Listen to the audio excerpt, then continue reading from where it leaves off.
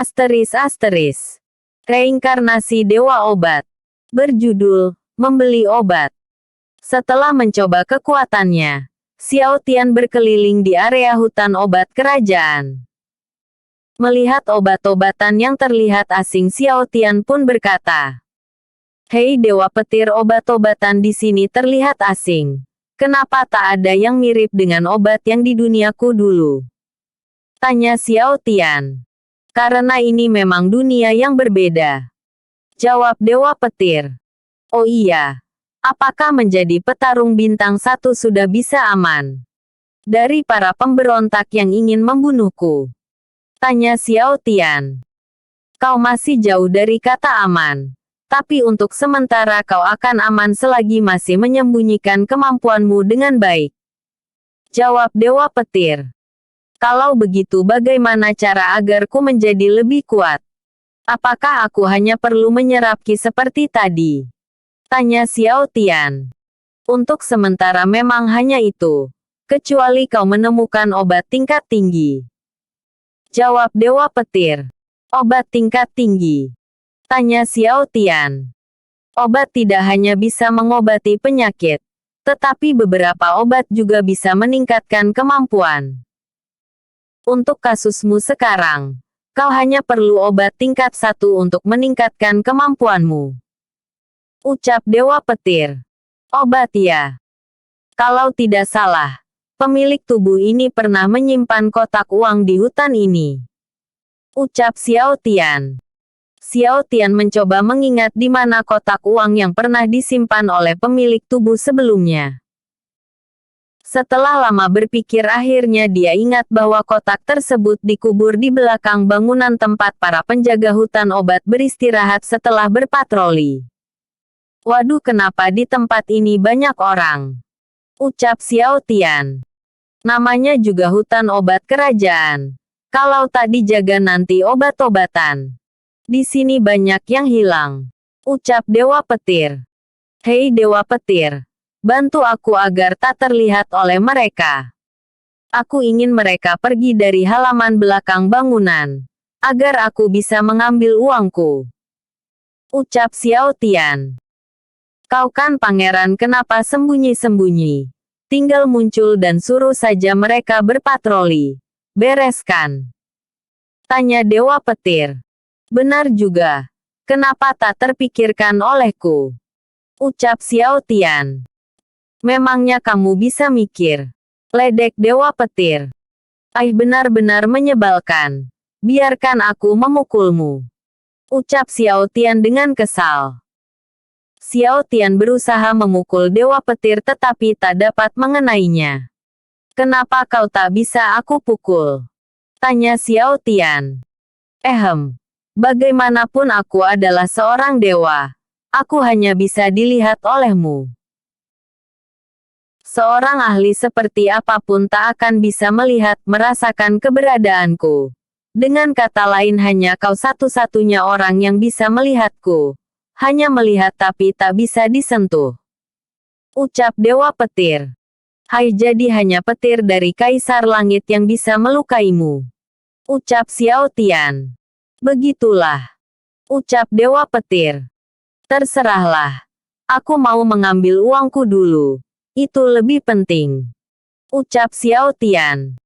"Kalau kau perlu uang kan bisa meminta pada raja," ucap Dewa Petir.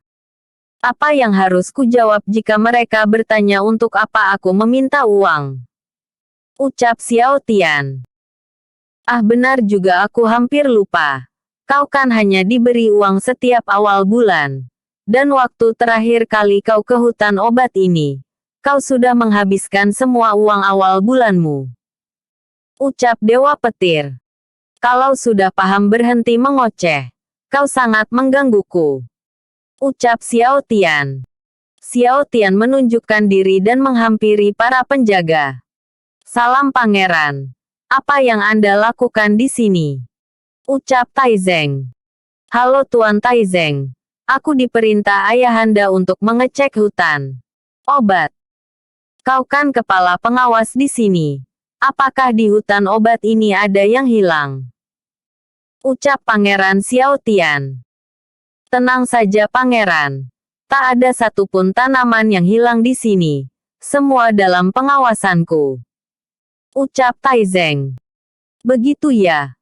Lalu apakah harimau yang menyerangku waktu itu juga dalam pengawasanmu? Ucap Xiao Tian. Ampun Pangeran. Saya juga tidak tahu. Waktu itu beberapa orang suruhanku ditemukan pingsan di tempat. Dan pakaian mereka telah dilucuti. Penjaga di sini adalah petarung bintang 2 dan aku sendiri petarung bintang 4. Tapi, berdasarkan penjelasan beberapa bawahanku, mereka memang melihat beberapa orang asing yang mengaku sebagai penjaga baru. Karena melihat pakaiannya beberapa bawahanku percaya. Aku sudah memperketat pengamanan, dan menyuruh para bawahanku agar tak mempercayai orang yang mengaku sebagai orang baru jika bukan aku yang mengatakannya. Ucap Taizeng. Lalu, kenapa hari ini aku bisa masuk dengan mudah ke hutan ini? Tak ada penjaga yang berpatroli.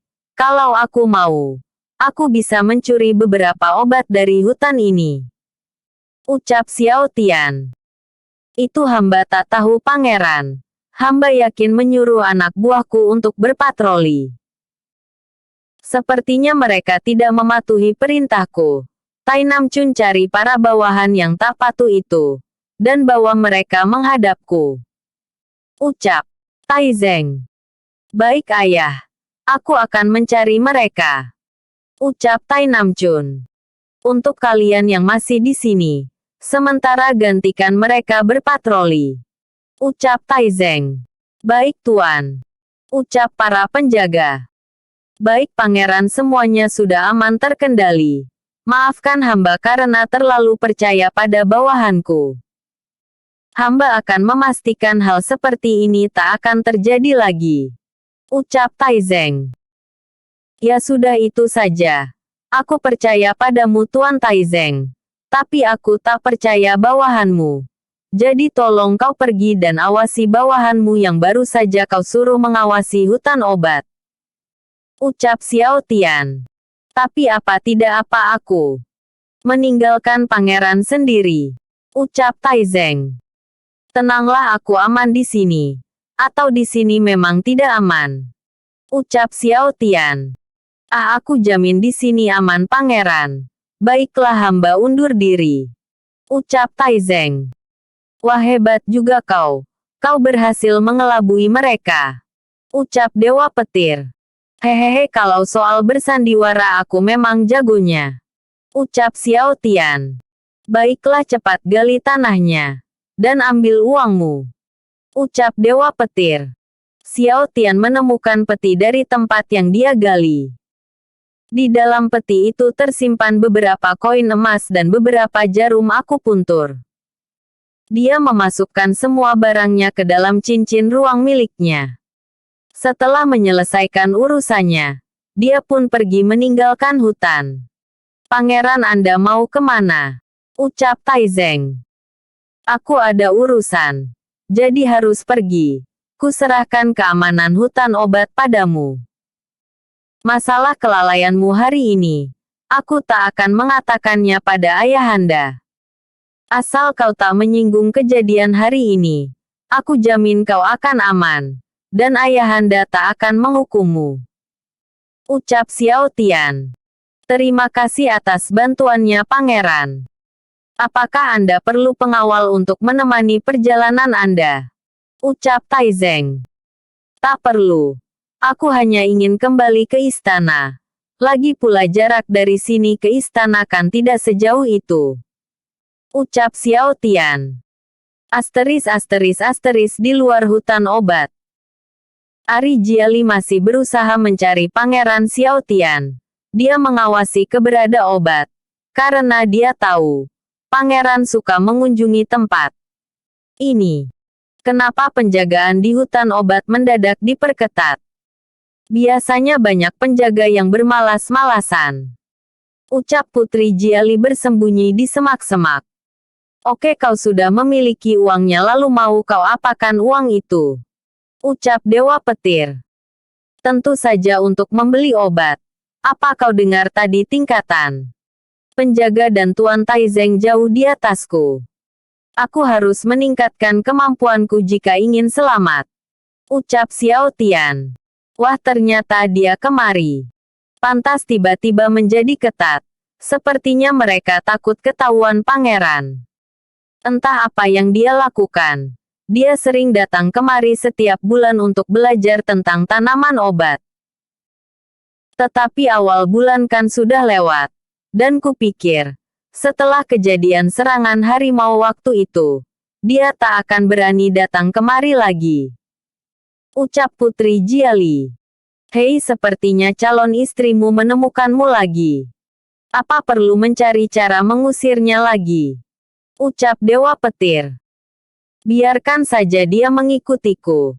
Ketika sampai di kota Sandian aku akan meninggalkannya. Ucap Xiao Tian. Wah, kau benar-benar tidak kenal ampun pada calon istrimu ya. Ku dengar di kota itu meski terkenal akan pil yang bisa meningkatkan kemampuan. Di sana juga terkenal dengan banyaknya berandal. Apa kau yakin akan meninggalkan calon istrimu di sana? Ucap Dewa Petir. Ya, dia kan seorang putri. Aku yakin dia punya dasar bela diri. Karena dia berani memanggilku pecundang waktu itu. Kurasa dia akan aman dan bisa menjaga diri. Ucap Xiao Tian. Xiao Tian pergi ke kota Sandian untuk membeli pil yang bisa meningkatkan kemampuannya. Putri Jiali terus mengikutinya hingga ke kota Sandian. Apa dia masih mengikutiku? Ucap Xiao Tian.